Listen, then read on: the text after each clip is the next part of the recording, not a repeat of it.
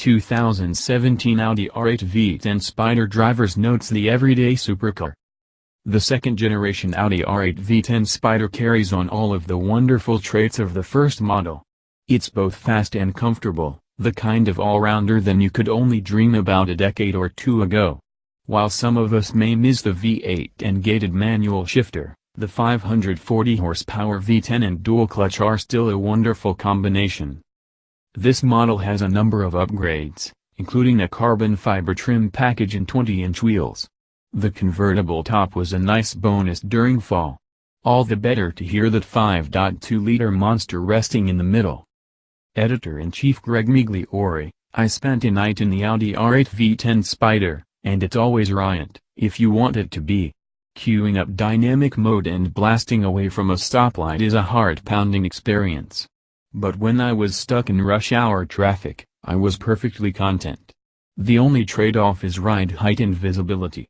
It's a little hard to see out of this thing, and you're basically sitting on the ground.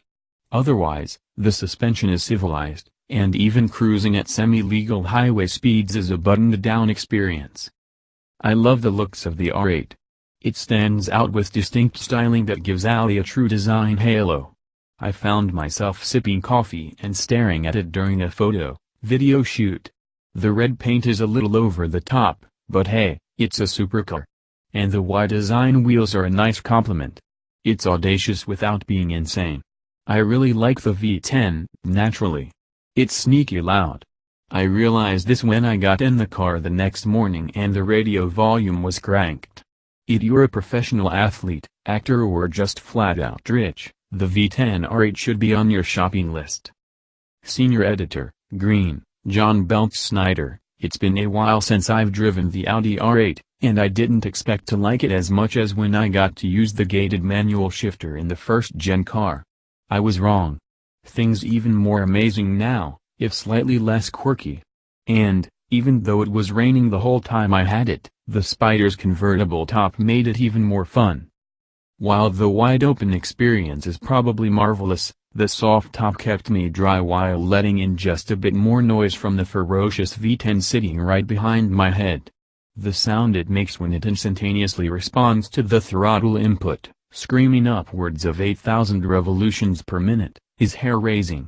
This car is simply amazing to rev up. I was able to skip my cup of coffee after my commute. But I was still able to listen to NPR on the radio at low volume and hear just fine when traffic became congested and I ran out of room to play with the powertrain.